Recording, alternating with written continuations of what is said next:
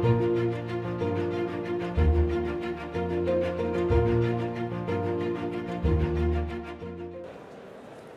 bienvenue à toutes et tous donc, pour cette table ronde qui s'intitule « Investissement public pour le numérique éducatif, quel choix politique pour quel impact, quels impacts même ?»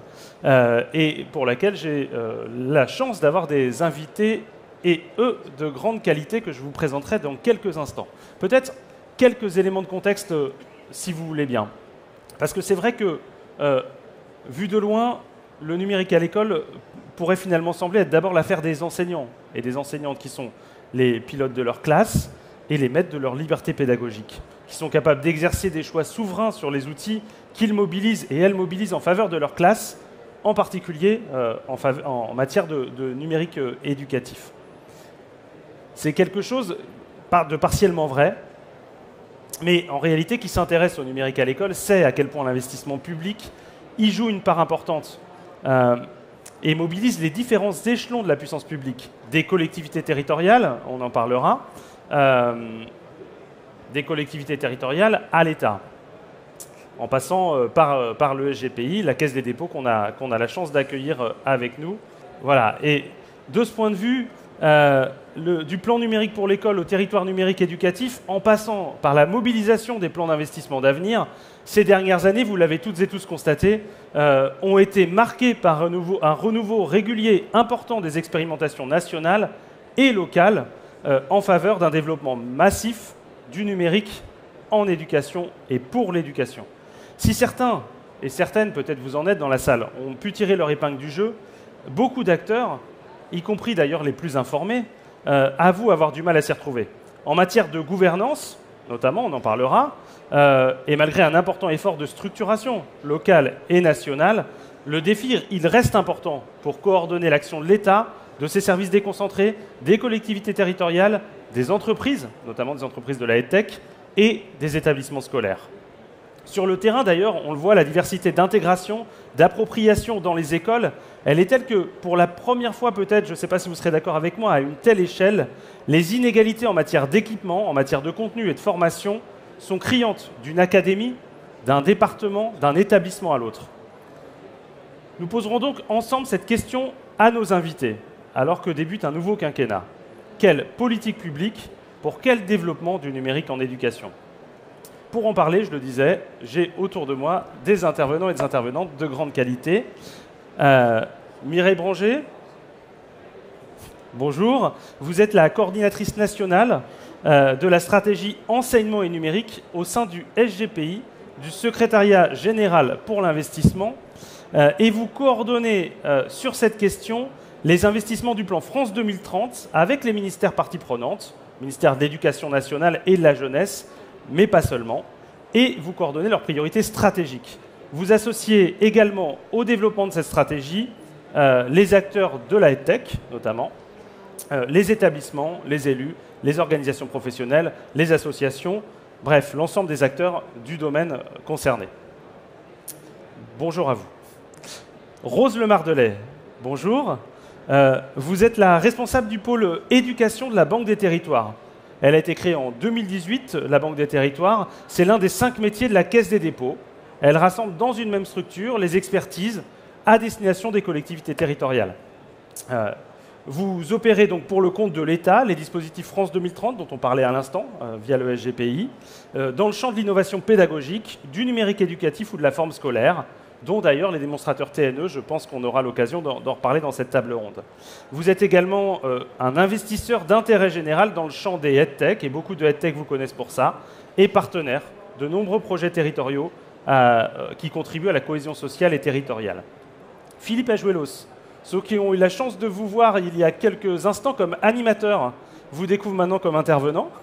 Vous êtes l'administrateur ministériel des données, des algorithmes et des codes sources au sein du ministère de l'Éducation nationale et de la jeunesse. Ce qui veut dire concrètement qu'auprès du directeur du numérique pour l'éducation, vous définissez et vous mettez en œuvre avec tous les services du ministère et de ses opérateurs la stratégie données, algorithmes, code source, et que vous êtes le point de contact en ce qui concerne les données et les applications numériques pour les utilisateurs, les institutionnels, comme pour l'ensemble des citoyens, les personnels enseignants et non enseignants, les élèves, les parents, les collectivités locales, la recherche et les opérateurs économiques. Vous voyez qu'à chaque fois, hein, quand on dresse la liste, on voit à quel point cette question de la gouvernance, elle est structurante à la fois et complexe. Kamel Chibli, bonjour à vous. Vous êtes le président délégué de la commission éducation au sein de Région de France. Et vous êtes par ailleurs le vice-président de la région Occitanie en charge de l'éducation. De l'éducation, de l'orientation, de la jeunesse et des sports. En Occitanie, vous avez porté d'ailleurs de nombreuses politiques publiques ambitieuses en faveur de l'équipement individuel des élèves et de l'équipement des infrastructures des lycées de votre région. Est-ce que cette présentation vous convient à toutes et tous? Pour le public, je dois excuser 2 personnes. Vous avez remarqué qu'elles n'étaient pas dans la salle et qu'elles étaient annoncées. Bruno Bonnel, qui accompagne le président de la République pour son déplacement. C'était un petit peu compliqué pour lui d'être à 2 endroits à la fois et on l'en excuse. Et Audran Le Baron, qui accompagne le ministre de l'Éducation nationale actuellement. Et pour la même raison, il était compliqué pour eux d'être à 2 endroits à la fois. Mais vous voyez... Allez, j'allais dire qu'on n'y perd pas. Qu'on n'y perd pas, qu'on a la chance d'avoir deux personnes qui savent de quoi elles parlent et qui vont pouvoir répondre à l'ensemble des questions que nous nous posons collectivement sur ces sujets. Je vous propose tout de suite de lancer une première question à votre destination. Je le disais, on a vu ces dernières années une structuration importante et en même temps, le numérique éducatif n'est pas nouveau. De l'eau a coulé sous les ponts depuis les premiers plans d'investissement en faveur du numérique éducatif. Si vous vous en souvenez, s'il y a des anciens et des anciennes dans la salle, allez, au début des années 1960. Et depuis les premières introductions dans les programmes et dans la forme scolaire du numérique éducatif, avec, il faut bien l'avouer, en fonction des époques, un volontarisme plus ou moins marqué. Quels enseignements, à votre avis, Philippe Ajuelos, commençons ensemble, pensez-vous qu'on puisse tirer de ces décennies de plans d'expérimentation et je pense notamment, en disant ça, à la capacité des politiques publiques à s'inscrire dans le réel, à avoir un impact significatif, mais aussi à l'intérêt du développement du numérique à l'école. Merci Antonin. Merci Antonin quoi. D'abord, c'est important de rappeler que le ministère de l'Éducation nationale, sur ce domaine-là, n'intervient pas seul. Et je trouve que c'est représentatif d'être ensemble, de montrer qu'on est avec nos partenaires, les collectivités locales, la Banque des territoires, Caisse des dépôts et le SGPI, ensemble pour que la politique du numérique éducatif soit une réalité dans les classes. Alors, il y a eu plusieurs plans, je ne vais pas tous les citer parce que ça ne serait pas intéressant, mais ce sont des plans qui ont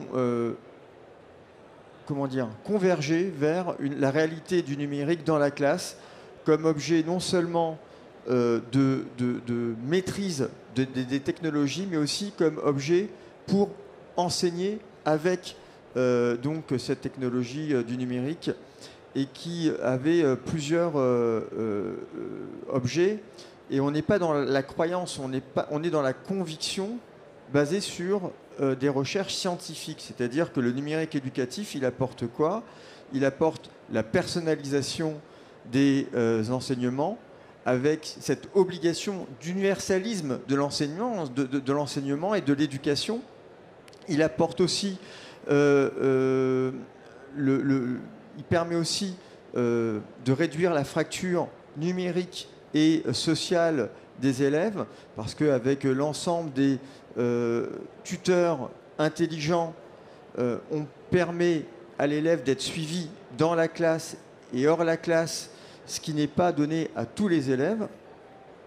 Et puis, on prépare les citoyens de demain à appréhender l'objet numérique comme un objet qui est nécessaire, avec lequel il faut manier avec prudence, et c'est un outil de travail. Et il y a une nécessité d'employabilité qui, en plus de cette nécessaire accompagnement du futur citoyen dans cette composante de citoyenneté numérique, d'être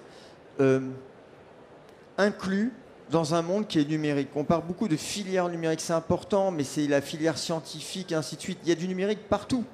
on ne peut pas imaginer que le numérique soit à l'extérieur des établissements et pas à l'intérieur des établissements et qu'il ne soit pas expliqué. Donc le développement de l'esprit critique, le développement de la manipulation de l'objet technologique, ça participe à des problématiques de souveraineté, d'indépendance, d'autonomie et aussi de démocratie. Alors, il y a un problème de temporalité. Parce que le besoin, il était nécessaire déjà hier, il est encore plus, il devient urgent d'y remédier dès maintenant. Et l'enseignement qu'on en tire, c'est cette difficulté du passage à l'échelle. Alors, je vous rappelle quand même le nombre auquel nous faisons face, c'est 860 000 profs, avec des appétences différentes selon l'objet numérique, et notamment dans la manipulation et dans l'exercice en classe. C'est 12 millions d'élèves, c'est 8 000 établissements, c'est 36 000 écoles, et tout ça, ça ne peut pas se faire du jour au lendemain. Donc, on doit intervenir, préparer, acculturer, former. Donc, il y a des objets, des réussites et aussi des échecs, et on apprend de nos échecs parce qu'on est humain. Et ben dans le numérique, il y a beaucoup d'humanité. Et si vous voulez apprendre avec le numérique ou comprendre le numérique, si vous renvoyez à un site internet, ça ne peut pas marcher parce que la personne qui est éloignée du numérique ne va pas aller sur le site internet. Donc l'accompagnement, elle doit se faire sur le terrain par des pairs. Donc la confiance, ça se fait comme ça. Et on doit aussi diversifier les moyens de financement. Donc on a parlé des financements en matière d'équipement, de ressources numériques pédagogiques et aussi de formation. Ça, c'est important. Par exemple, je vais laisser mes camarades parler de TNE sur qui est l'aboutissement quelque part de toute notre réflexion pour accompagner le numérique dans la classe, que ce soit une réalité dans la classe et que ça soit utile. Alors au ministère, on essaye de créer avec nos partenaires un imaginaire qui permette non seulement de faire comprendre à tout le monde le sens, l'utilité de ce numérique en classe. Et ça, c'est un travail de longue haleine.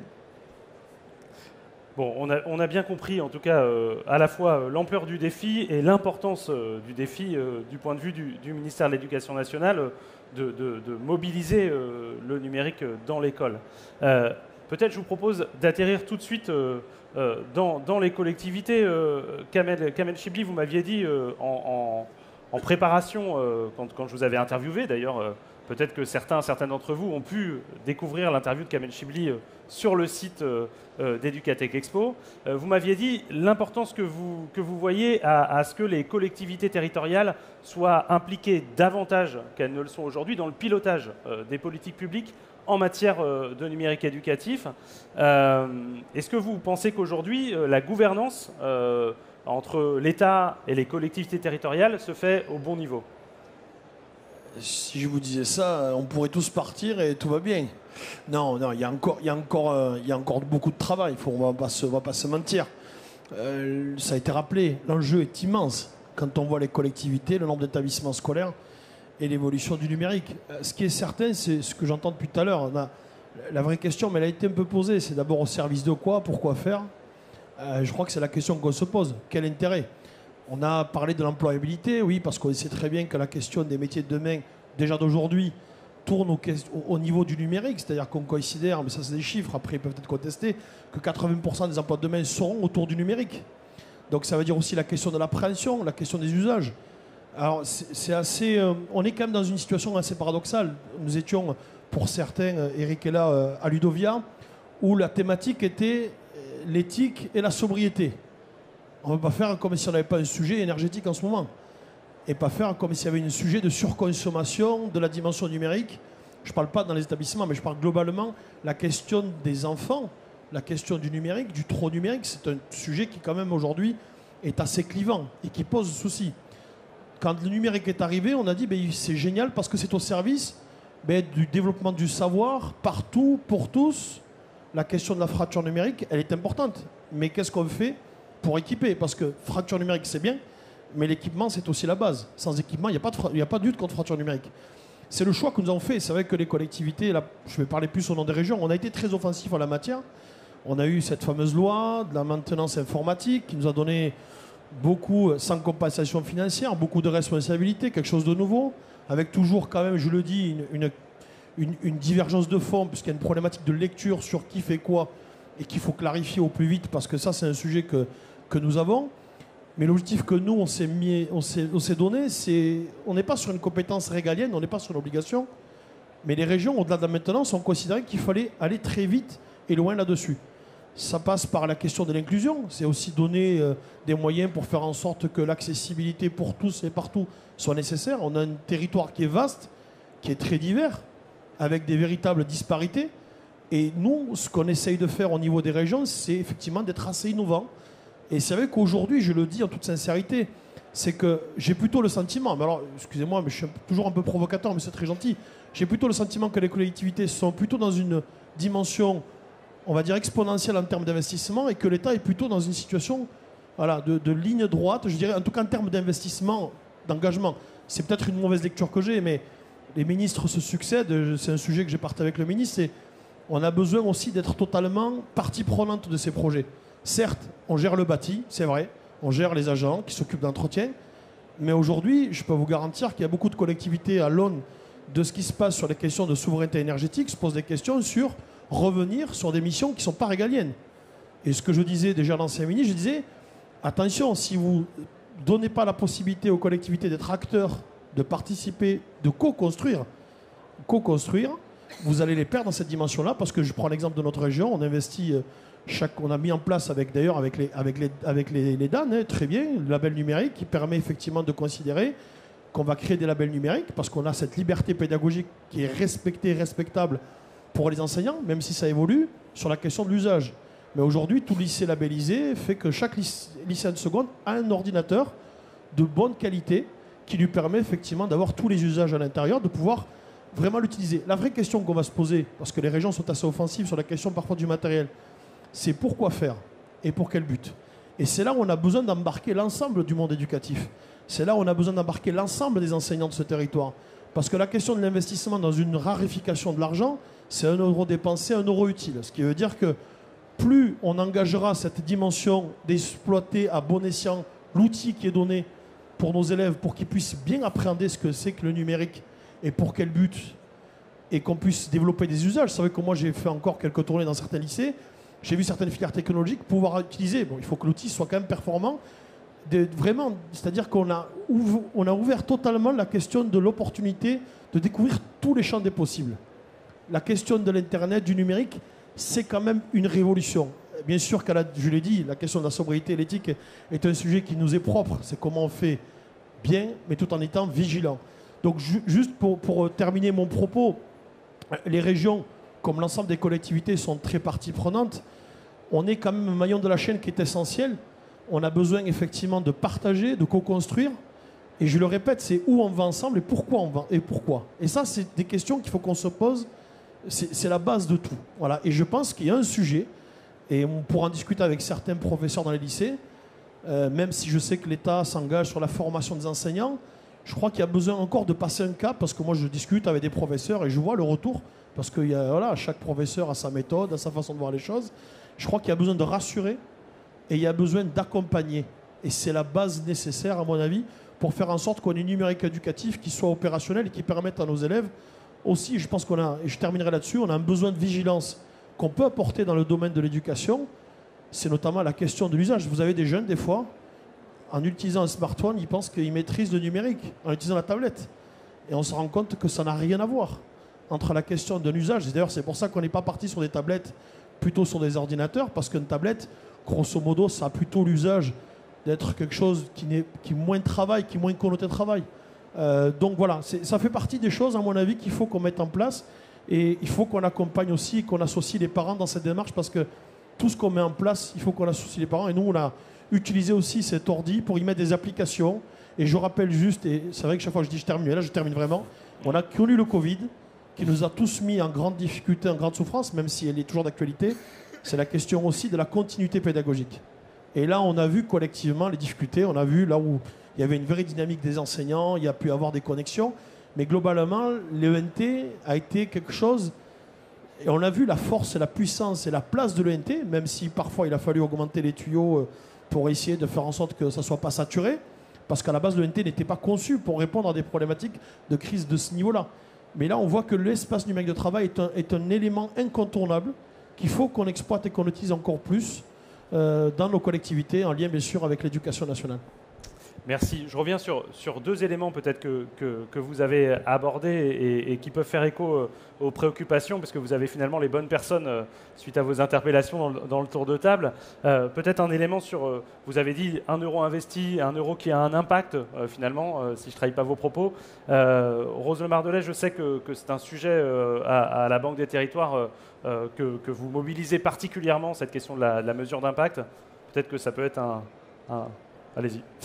Oui, oui, tout à fait. Merci. En effet, je voulais rebondir sur la notion d'impact parce que c'est vrai que c'est une exigence pour nous à la Banque des Territoires qui traverse l'ensemble de nos activités, que ce soit, comme vous l'avez dit en introduction, dans notre activité d'investisseur pour choisir les sociétés dans lesquelles on investit. On choisit les sociétés EdTech notamment ou les associations qui ont un impact social et territorial positif. Et on va le suivre et l'évaluer tout au long de notre accompagnement, mais aussi dans l'accompagnement des projets qui nous sont confiés, notamment par l'État et aux côtés des collectivités territoriales, pour le suivre et l'accompagner. Et peut-être pour rebondir, alors beaucoup de choses ont été dites, mais c'est vrai qu'il y a une exigence particulière, je pense, si on regarde l'historique des différents plans en soutien au numérique éducatif qui se sont déployés ces dernières années, dans les plans qu'on déploie tous autour de la table aujourd'hui, notamment autour des territoires numériques éducatifs, justement autour de cette définition, je pense réinterroger en marchant de l'impact. On va regarder à travers les territoires numériques éducatifs qui sont des démonstrateurs territoriaux du numérique éducatif, et l'expression n'est pas vaine. On est vraiment dans des dispositifs qui se font avec les acteurs et avec évidemment les collectivités territoriales qui sont notamment cofinanceuses aux côtés de l'État qui finance via France 2030 ce dispositif. Donc on est vraiment dans une logique de co-construction et de déploiement opérationnel très fort. Et je pense qu'on réinterroge l'impact, puisque ça a été lancé pendant le Covid, donc avec cet objectif de favoriser la continuité pédagogique, ça a été dit, mais c'est un dispositif agile, donc aujourd'hui on réoriente aussi les actions en fonction des nouveaux besoins. Et je pense un aspect très fort par rapport à ce que vous avez dit aussi sur la notion d'impact et le besoin pour les collectivités d'avoir une vision très claire sur les usages et sur l'impact. Alors certes qu'on puisse évaluer l'impact pédagogique des usages dans la classe, et ça c'est évidemment l'exigence du ministère et de la politique publique de pouvoir mesurer l'impact sur les apprentissages. Et donc en tant qu'opérateur, c'est notre rôle aussi de garantir et de réaliser cette évaluation de l'impact. Mais il y a aussi une autre vision de l'impact, vraiment la plus sociale et territoriale, qui est au cœur des TNE, qui est celle de tout le contexte aussi d'apprentissage et de voir l'impact sur l'ensemble des acteurs également. On a parlé d'impact dans la classe, mais les TNE, c'est aussi le numérique de l'école à la maison, avec par exemple, et pour la première fois, et on peut le citer par rapport au plan historique, un axe très fort sur les sujets de parentalité numérique, le rôle de la famille, le rôle de l'inclusion numérique des parents et de tout l'écosystème qui entoure l'élève et qui facilite aussi ses apprentissages. Voilà, donc on a aussi, en tant qu'opérateur pour le compte de l'État sur cette action, une exigence particulière de bien mesurer l'impact et le caractère plus systémique et englobant de ce dispositif qui a vraiment une portée très territoriale, beaucoup plus forte peut-être que précédemment. Et en tout cas, pour nous, c'est vraiment une exigence et une vigilance quotidienne dans notre accompagnement des projets. Deuxième niveau d'interpellation de Kamel Chibli il y a quelques instants sur la question de la gouvernance de l'investissement public. Et puis, peut-être j'ajoute un élément qui arrive de la salle. Je ne sais pas si vous allez m'en vouloir, mais c'est les éléments qui remontent.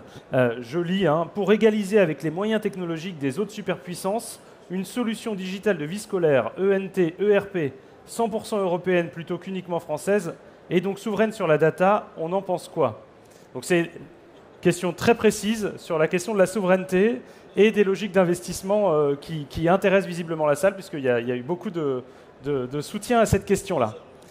Mireille Branger, est-ce que je vous laisse le micro? Alors, sur la question de l'ENT, je pense que ce n'est pas une question SGPI proprement. Parce que je laisserai Philippe va répondre. Je reviens simplement à votre question initiale, qui était de dire, au fond, qu'est-ce qui tranche aujourd'hui dans nos politiques d'investissement, à tous, au fond, par rapport au plan antérieur. Je crois qu'il y a la question, elle a déjà été évoquée, qui est d'investissement beaucoup plus systémique. C'est-à-dire, pas seulement des équipements, qui effectivement, faute d'usage, pouvaient rester soigneusement intacts, ou peu utilisés, et qui, à la fin, donc, c'est un investissement qui est assez vain. Investissement également dans des ressources numériques éducatives, mais ça, on avait aussi ça parfois. Et ce que je trouve important, c'est qu'aujourd'hui, on associe la formation d'emblée des enseignants à ces équipements et à ces ressources numériques. Et puis, effectivement, on prend en compte la question de la parentalité des parents et d'une inclusion des parents dans ce dispositif comme acteur à part entière. Et donc ça, je pense que c'est effectivement quelque chose qui converge et qui est le principe même des TNE et qui tranche, me semble-t-il, vraiment avec cela. Deuxième question, c'est que cette politique d'investissement, elle me semble être dans le principe, et là aussi les TNE, pour l'instant, c'est quelque chose qui est effectivement une politique expérimentale, parce qu'on verra bien comment, si l'intuition que tous ces facteurs réunis apportent vraiment font grimper une marche supplémentaire, c'est que ces projets sont moins guidés par une politique jacobine. Et que d'emblée, et on l'a vu au travers de détails très pratiques dans le déploiement des 10 TNE qui ont été lancés après les 2 pilotes, en fait, l'association des collectivités, elle devait être faite immédiatement. Ça, c'est la première chose. Et deuxièmement, que ce n'était pas un plan... Alors, effectivement, les 2 premiers étaient dans un contexte qui était celui du lendemain. C'était juin 2020. Donc, si vous vous souvenez bien, on sortait à peine du confinement. Mais là, les 10 suivants se sont vraiment fondés sur des diagnostics territoriaux par les académies, par les équipes, auxquelles elles ont, sur les situations d'abord des territoires, sur les besoins, sur les projets, sur les intentions, et surtout le projet, on pourrait dire final, il est en cours encore de définition après le travail, au cours du travail de conventionnement avec les collectivités. Donc ça aussi c'est important, c'est pas quelque chose qui descendrait, c'est quelque chose que les territoires doivent s'approprier. Et on est très, je crois que ce souci vraiment est très fort. Troisième point, qui est vrai dans le scolaire, qui est vrai dans le supérieur, c'est du point de vue du SGPI, l'idée de créer des communautés apprenantes entre les lauréats des appels à projets. C'est vrai dans les territoires numériques éducatifs, c'est vrai dans les démonstrateurs dans l'enseignement supérieur. Pour gagner en efficacité, pour aussi partager des bonnes pratiques, pour apprendre ensemble, et puis pour que l'essaimage en fait de ces projets puisse être plus efficace. Et ça, je crois que c'est aussi quelque chose qui est particulièrement peut-être la marque neuve au sein en tout cas de France 2030. Et dernier point, ça a été largement évoqué. Au moment où France 2030 investit 54 milliards pour la France, l'évaluation, elle est multiforme. Elle est évidemment par la remontée d'indicateurs quantitatifs. Elle va être aussi qualitative. Elle va s'associer à des programmes de recherche qui vont être lancés pendant 10 ans sur les projets. Et cette évaluation, elle est totalement intégrée au processus. Elle n'est plus, comme on dit, ex post, c'est-à-dire faite après coup. Et cette évaluation, elle doit nous permettre aussi, et elle l'a déjà permis entre les 2 pilotes et les 10 suivants pour les TNE, d'affiner véritablement et de corriger le tir s'il en est besoin. Donc voilà, si je dois définir ces changements peut-être dans les grands investissements en matière de numérique éducatif. Merci beaucoup. Je reprends donc la question du public sur la souveraineté et les moyens technologiques, et notamment le distinguo souveraineté française, souveraineté européenne pour le NT-ERP. Philippe? Oui. Alors je vais répondre à ta question, mais en réaction à ce qui a été dit, ou en complément à ce qui a été dit. J'ai évoqué le sens et l'utilité. Dans la démarche qu'on a collectivement et dans l'amélioration continue aussi de notre démarche, c'était donc d'embarquer les professeurs dans un imaginaire ou dans des imaginaires communs qui permettent de se construire comme ils le sentent, ils le ressentent, parce que ce sont les experts pédagogues et les seuls à poser un diagnostic pédagogique de l'élève, et donc ils peuvent utiliser les outils qu'ils souhaitent, numériques ou pas numériques. Et d'ailleurs, on n'a jamais dit que l'outil numérique, ça devait être le seul outil comme transmission de la connaissance, mais un des outils. Donc c'est déjà mal nommer les choses, c'est ajouter au malheur du monde, et on a très mal parlé du numérique pendant des années. La deuxième chose, c'est que, et on voit bien, et c'est important d'avoir des points de vue différents, en fait, quand Kamel Chibli évoque le désengagement de l'État, ou nous, on a au contraire l'impression qu'on s'engage de plus en plus, qu'on fait participer de plus en plus les collectivités, et avec donc un renforcement non seulement de l'accompagnement en termes de formation, mais aussi avec un autre élément, c'est vous pouvez y aller. Les outils que vous allez utiliser seront soit les mêmes, soit d'autres, mais on va pérenniser la démarche. Parce que ce qui a aussi bloqué, c'est le fait de dire on vous met en place, on vous prête des outils, on vous laisse manipuler les outils, et après on vous les retire et il ne se passe rien.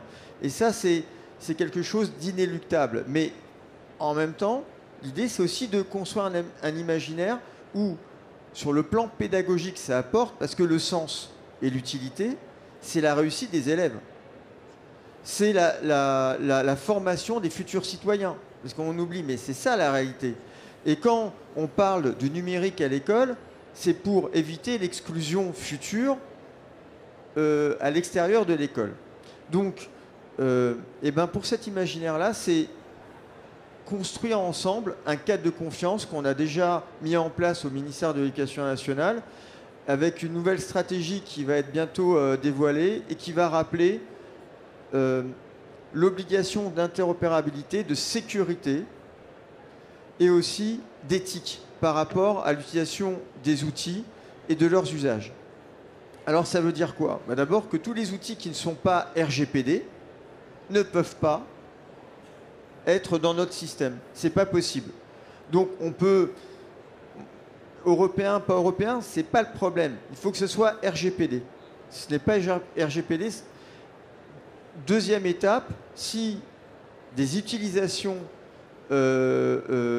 ou ne correspondent pas au code de l'éducation, par exemple la neutralité ou sur le plan commercial ou l'égalité de traitement des élèves, ça ne peut pas rentrer dans notre système. On est en France. Et on parlait, Mireille évoquait tous les efforts qu'on a pu faire en matière de financement des ressources pédagogiques numériques. Et ça, c'est important parce qu'il y a aussi un problème de temporalité. On s'adresse beaucoup à des startups et notre temporalité à nous, c'est des années. Les startups, c'est quelques mois. Et pourtant, on maintient cet effort. Pourquoi?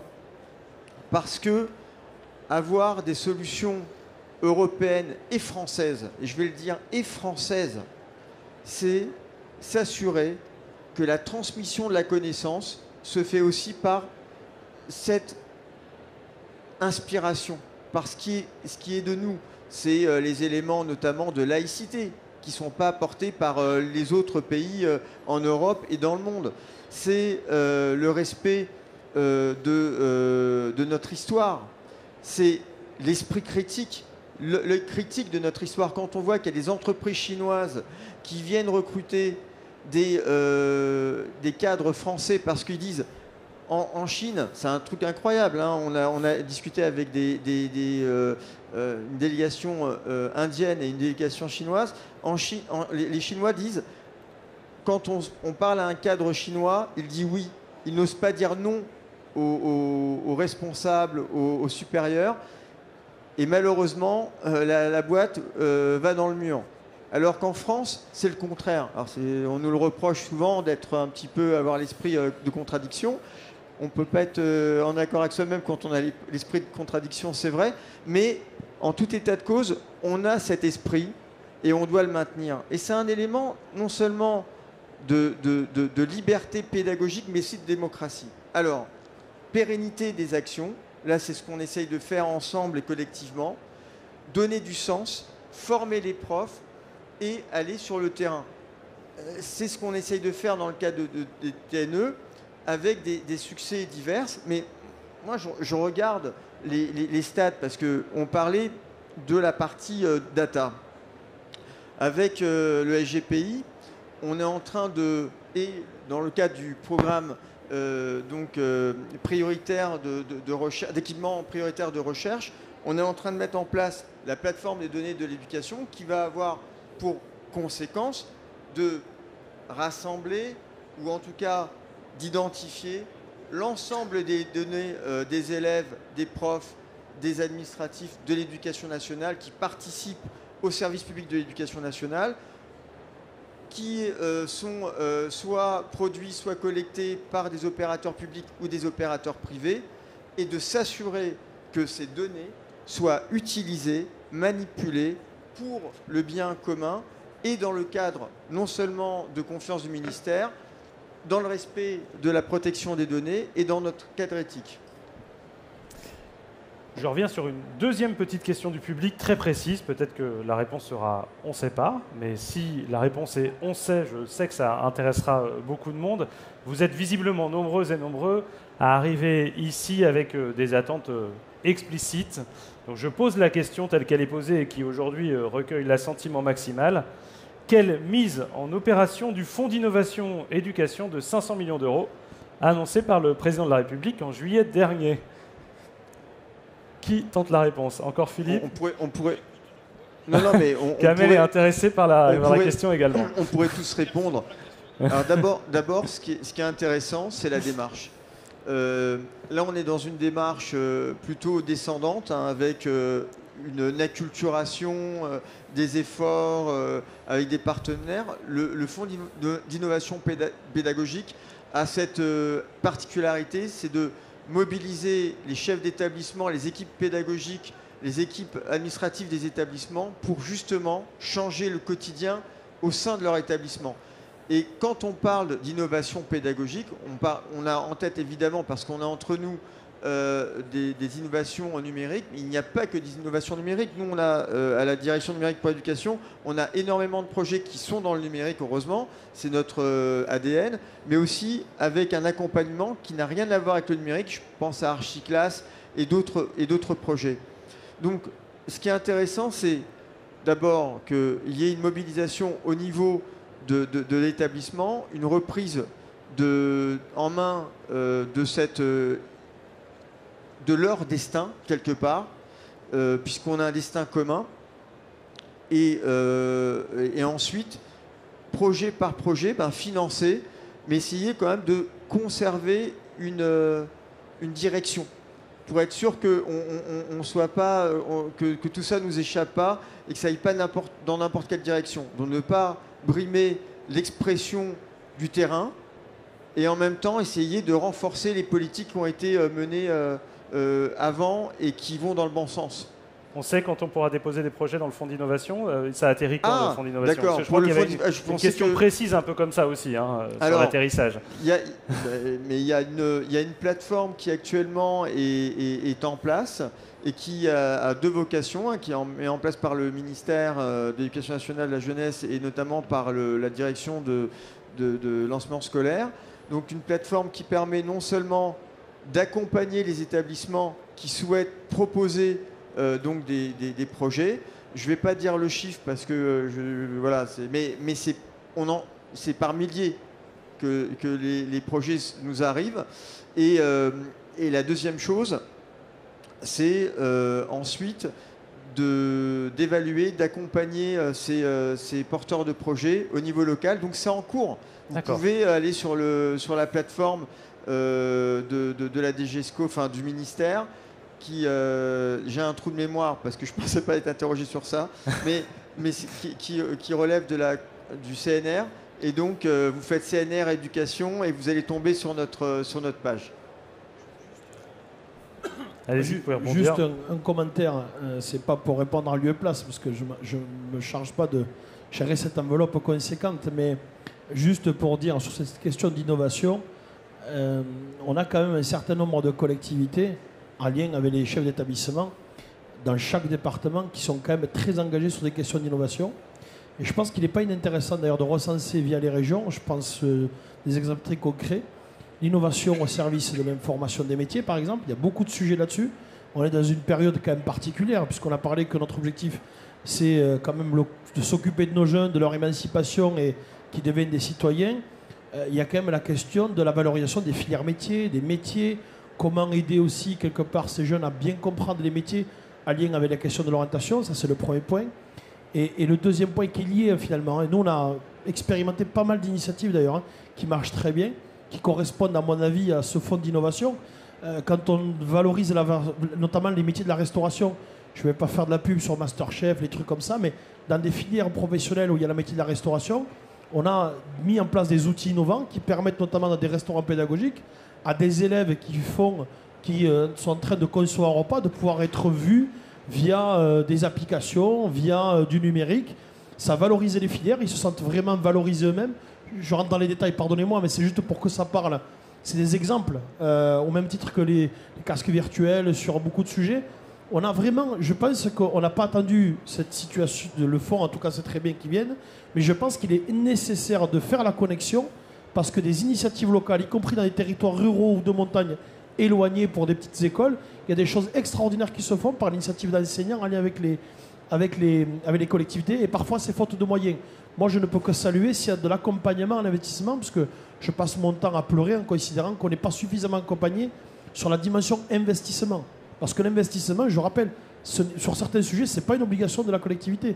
C'est une volonté politique supplémentaire au service de ce que vous avez dit tout à l'heure. C'est juste ce petit témoignage parce qu'on est au cœur du sujet, notamment sur la question de l'orientation et de l'information des métiers. Et c'est un sujet majeur aujourd'hui. Je pense pour nous, en tout cas nous, en Occitanie, au niveau national, on en a fait vraiment une des priorités, pour ne pas dire la priorité. On a pas mal parlé finalement collectivité, enseignants, État. Peut-être il y a un acteur qu'on a moins cité jusqu'à présent, qui est quand même au cœur de la transformation numérique de l'école, même si on l'a cité en filigrane, quand on parle de cases de réalité virtuelle, on parle d'entreprises EdTech. Rose Lemardelet, vous parliez tout à l'heure aussi des associations. Bon, si on revient sur cette filière de la EdTech, pour vous, quelle est la place de cette filière dans la transformation numérique de l'école et à quelles conditions ? Alors déjà, nous, on est convaincus qu'elle est centrale, au même titre que les collectivités, comme je disais tout à l'heure, et que c'est vraiment une démarche d'innovation qu'il faut accompagner et coordonner, notamment coordonner les différents dispositifs qui se déploient aujourd'hui pour s'assurer qu'on reste bien dans une démarche de recherche d'excellence et d'innovation. Sur la question de la filière EdTech en particulier, elle a des enjeux en effet nombreux qui dépassent le champ du scolaire et la filière elle-même reste très portée par le segment de la formation professionnelle. On a publié à la Banque des Territoires l'année dernière une étude de marché qui a permis de mettre à jour les chiffres sur ces 500 entreprises EdTech françaises qui aujourd'hui se déploie. Il y a eu en 2021, on peut le dire, une vraie effervescence avec beaucoup de création d'entreprises.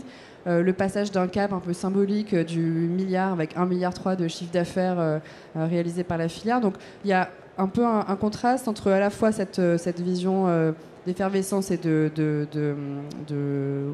d'énergie et de nouvelles synergies, de nouveaux enjeux, et en même temps peut-être un contexte en effet énergétique et de contraintes financières et de perspectives de récession qui peut-être va changer les choses dans les prochains mois, mais en tout cas une impression d'un grand dynamisme.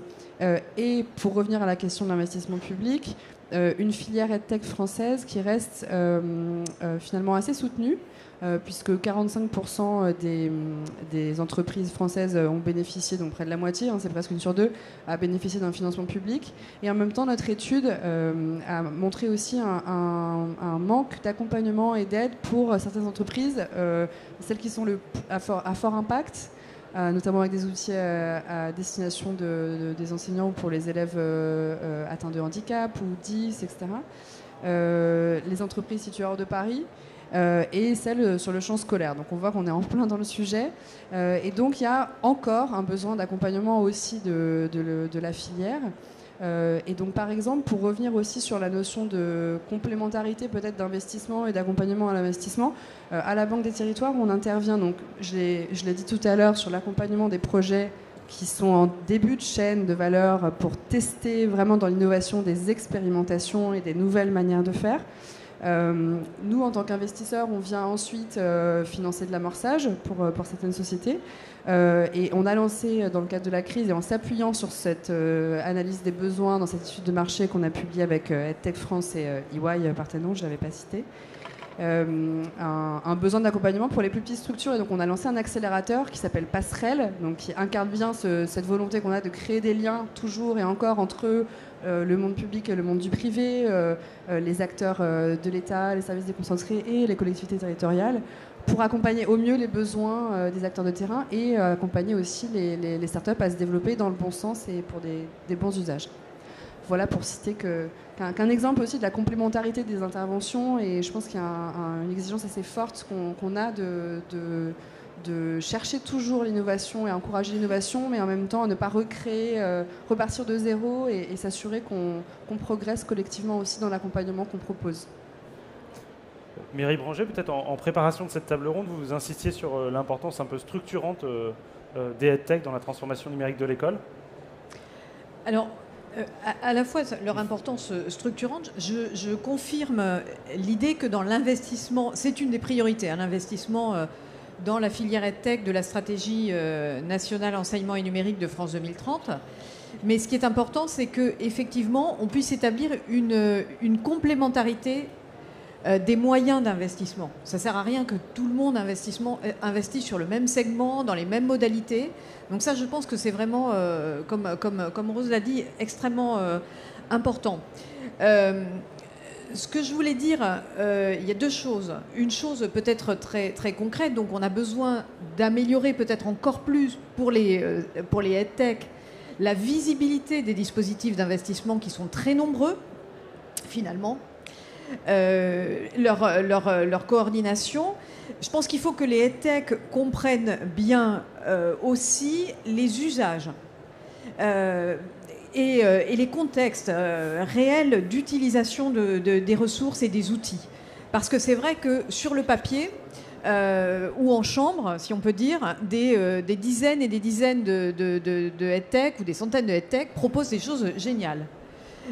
Mais pour l'investisseur qu'est l'État, si ça ne correspond pas à des usages en classe, voilà, on ne va pas pouvoir soutenir de manière directe et sans que ce soit corrélé à des usages importants en classe. Mais après, effectivement, dans la préparation, et je voudrais y insister, on parle beaucoup de choses, et je parle aussi au nom de Bruno Bonnel, dont vous avez rappelé qu'il aurait dû être là aujourd'hui. Le SGPI est fondé, si vous voulez, et repose, et la personnalité de Bruno Bonnel à sa tête aujourd'hui, est là pour affirmer une vision dans les investissements publics. Et une vision qui comprend bien sûr la compréhension des réalités du terrain, mais en même temps qui doit projeter le pays vers un horizon. Et en cela, je pense que si Bruno était là aujourd'hui, je sais très bien qu'il ne parlerait pas de diamètre des câbles. Il vous parlerait de vision et de la raison pour laquelle le SGPI investit de manière aussi volontariste et optimiste dans le numérique éducatif et donc aussi pour les EdTech, au-delà des questions de filière. Je sais que on a ça en commun, c'est le fait que quand vous visitez des EdTech, quand vous allez dans des classes, moi personnellement, je suis absolument très souvent stupéfaite et je me dis j'aimerais beaucoup être élève maintenant avec ces outils et ces ressources-là. Et je pense que en cela, les EdTech font quelque chose qui est très important, qui correspond à l'ADN et à la devise du SGPI, qui est de rapprocher l'avenir. Et en même temps que c'est fondamental pour quelque chose qui est de enchanter, réactiver, réenchanter l'acte d'apprentissage. C'est capital. Et en préparant cette discussion, oui, je pense que c'est vraiment la chose essentielle. C'est le foyer même de l'école, en fait. Dans la salle, je pense qu'un certain nombre d'entre nous ont été ou sont encore enseignants. Et en tout cas, je pense qu'on a tous eu l'expérience de cet instant qui est déterminant pour un enseignant. C'est qu'un enseignant est quelqu'un qui un jour a été élève, et élève qui a été happé par une forme d'enchantement de l'apprentissage et qui s'est dit, voilà, ben ça va être ma vie. Je crois que c'est déterminant. Et non seulement il s'est dit ça, mais il est convaincu tous les jours que cette possibilité de l'enchantement lié à l'apprentissage, elle est possible. Elle peut être réactivée, elle peut se reproduire. Si on ne ressent plus ça, je pense qu'il vaut mieux quitter l'enseignement. Et ce que je voulais dire, c'est qu'on a presque un devoir aussi moral d'investir dans tout ce qui peut lutter contre une forme qu'on voit multiforme dans la société française. Et ça, je pense que c'est aussi un discours que Bruno tient pour beaucoup de sujets, Bruno Bonnel, qui est cette grande fatigue qui gagne la société française, qui gagne les sociétés occidentales et qu'on voit dans le rapport au travail, dans le rapport à la culture, dans le rapport à beaucoup de domaines. Grande fatigue. Cette grande fatigue, personnellement, elle me fait peur parce que, historiquement, c'est quand même le moment où des sociétés sont vulnérables. Vulnérabilisées par une grande fatigue de soi, de ses propres valeurs, une forme de fatigue civilisationnelle. Et je pense personnellement que si cette fatigue gagne à l'école, chez les enseignants notamment, pour le dire franchement, on est mal barré, on est fichu. Et donc, il faut absolument investir dans tous les moyens pour que cette possibilité de réactiver, de nourrir la possibilité de l'enchantement lié à l'acte d'apprentissage soit là. Ça ne veut pas dire qu'on ignore les contingences terre à terre, tout ce qui ne va pas, le diamètre des câbles ou la longueur de la prise. Mais c'est fondamental et ça doit guider aussi, je pense, cette considération, cet horizon des investissements publics. Merci beaucoup.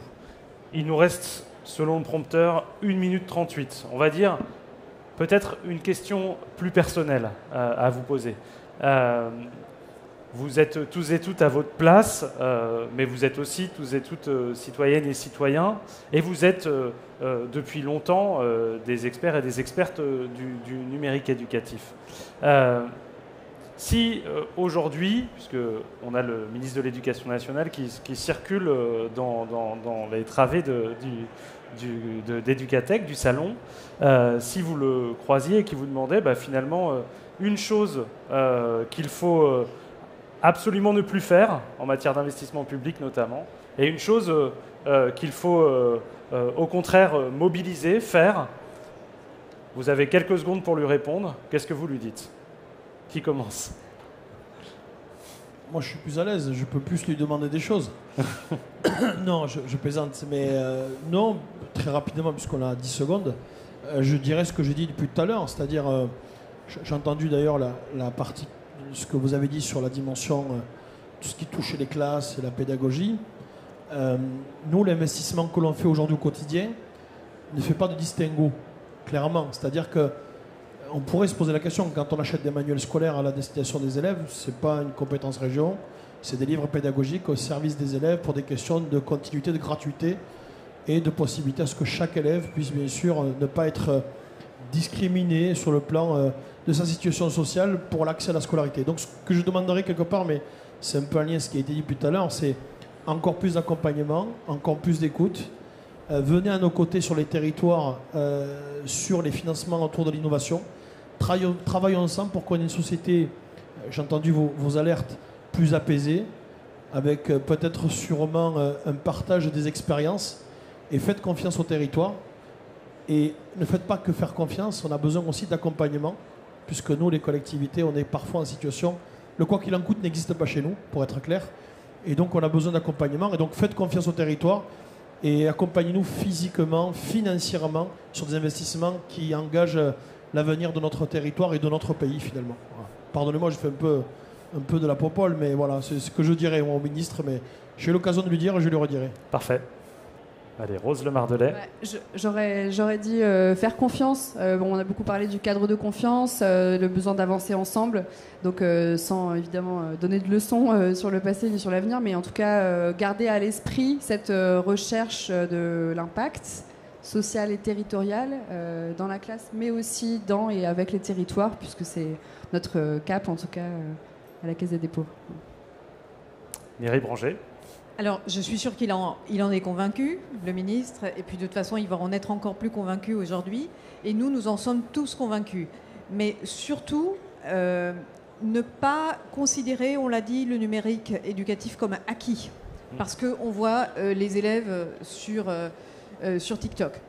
On est en train, potentiellement, si on n'investit pas, on peut très vite, on est déjà en train, mais c'est pour ça qu'il faut ne pas lâcher l'effort, créer des fossés énormes, y compris chez les jeunes. Donc ça, c'est vraiment capital. Ne pas prendre le numérique éducatif comme acquis. Et le jour où il devrait y avoir des arbitrages, ne pas considérer que c'est la 25e roue du carrosse. Merci. D'un mot de la fin pour Philippe Ajuelos. Oui. D'abord, je reviendrai 2 secondes sur ce qu'a dit Mireille. C'était très émouvant. C'était très vrai ce que tu as dit sur le fait d'accompagner les profs. Et il y a du saisisme en nous, en fait. Ce travail sans cesse renouvelé de convaincre et de nous assurer que tout le monde soit convaincu. Et si je voyais le ministre, alors c'est mon patron, donc je dirais très peu de choses. Bonjour monsieur le ministre, mais je lui dirais ça marche. Et là, on est en train de lui faire le tour des stands où ça marche, où il y a une réalité, où ce ne sont pas que des présentations, ce ne sont pas des gadgets, ce sont des outils qui servent à l'apprentissage, qui améliorent l'apprentissage. Je vois au fond mes collègues de INRIA avec Flowers qui ont prouvé l'impact des outils numériques sur l'apprentissage, notamment des plus éloignés de l'apprentissage. La fracture, l'inclusion, les élèves à besoins particuliers, tout ça, ça permettrait déjà d'embarquer pas mal de monde pour la réussite des élèves. Et j'ai envie de lui dire quelque chose. J'ai envie de lui dire, là, on a un problème parce qu'il n'y a pas assez de profs. On n'attire pas. Et si on réformait notre méthode pédagogique avec des outils numériques pour faire que les profs viennent, que ce soit un métier plus intéressant pour eux, moins de rejet de ce métier, moins de peur, et dire, en fin de compte, non seulement je suis né au XXe siècle, mais je travaille pour les élèves du XXIe siècle avec des outils du XXIe siècle et des moyens du XXIe siècle. C'est ça que j'ai envie de lui dire. Parfait, merci à tous. La conférence était enregistrée, donc peut-être que le ministre le verra. En tout cas, merci pour tous ces éléments. Et à bientôt.